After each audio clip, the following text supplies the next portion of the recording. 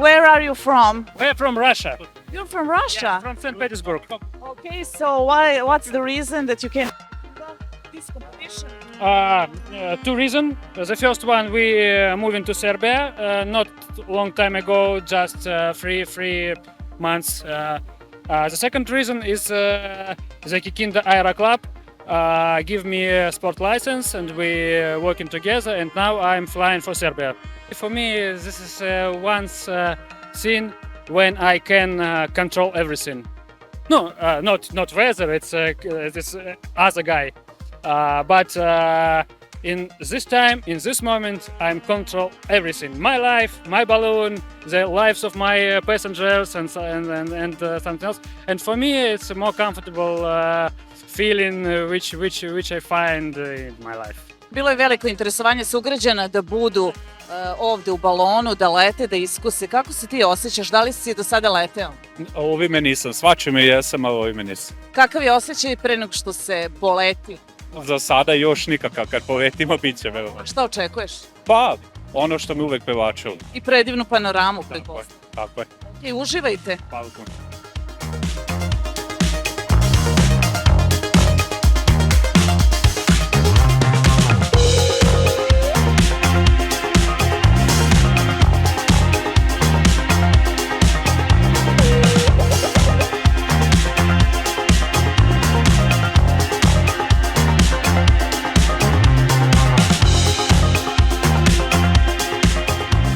Većina nas neće imati priliku da se vozi balonima, ali dosta nas ima priliku da vidi ovo stvarno spektakl. Kako tebi ovo izgleda? Pa jako je lepo i nešto novo u našem gradu.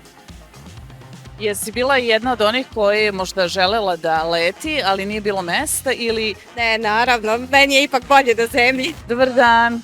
Kažite mi kako vam izgleda ovaj festival balona, jeste iz Kikinde? Jesmo.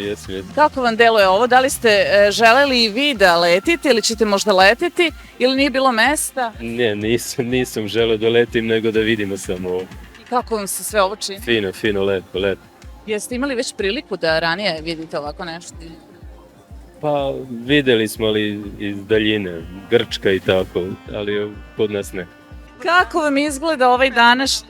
Fenomenalno, ovo je dar za naš grad i za našu decu. Divno, ja sam oduševljena. Ne moram da se vozim, ne moram da letim, ali lepo videti. A da li ste želeli da letite? Nisam nikad imala želju da baš letim, ali... Može da se uživa i ovako sa zemljom? Može i sa zemljom da se uživa, predivno je, predivno.